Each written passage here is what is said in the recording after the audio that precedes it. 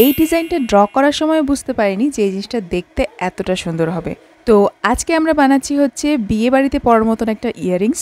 আমার বানানো ইয়াররিংগুলোর মধ্যে সবচেয়ে কম সময় বানানো এটা। বাই দ্য ওয়ে, আপনারা আগের ভিডিওগুলোতে অনেকেই কমেন্ট করেছেন যে জুয়েলারির বেস হিসেবে আমি কি ইউজ করি এবং সেগুলো কোথায় কিনতে পাওয়া যায়। যেহেতু আমি সেল করি না, তাই কুন্দনের জুয়েলারির ক্ষেত্রে আমি এখনো পর্যন্ত কোনোদিন বেস কিনিনি। শাড়ির সঙ্গে থাকা ব্লাউজ পিস থেকে শুরু করে কন্টেনারের ঢাকনা, ছেলের খেলনার সঙ্গে থাকা মোটা প্লাস্টিক, ইভেন জামা কাপড়ের প্রাইস ট্যাগও ইউজ করেছি। এতে আমার কাছে তো কোনো অসুবিধে মনে হয়নি। তো যাই হোক, মাঝের অংশগুলো এইভাবে কাটতে খুবই অসুবিধা হচ্ছিল। তারপর হঠাৎ করে মনে হলো যে যারা ওই কাটওয়ার্ক গুলো করে না শাড়িতে, একটা ভিডিওতে দেখেছিলাম ধূপকাঠি দিয়ে করতে, তো আমিও ট্রাই করলাম। জিনিসটা কিন্তু বেশ দারুণ, তবে সাইড দিয়ে একটুখানি কালো কালো হয়ে যায়, ওটা একটুখানি ক্লিন করে নিতে হয় পরে। তখন বললাম না আমি প্রাইস ট্যাগও ইউজ করি, আজকে দেখুন সেটাই করেছি। স্টার্ট পোর্শনটা যাতে স্টেবল থাকে তাই জন্য করেছিলাম। এইবার আপনারা দেখে বলুন তো এই ইয়াররিংসটা কি এই নেক পিসটার সাথে পরা যাবে?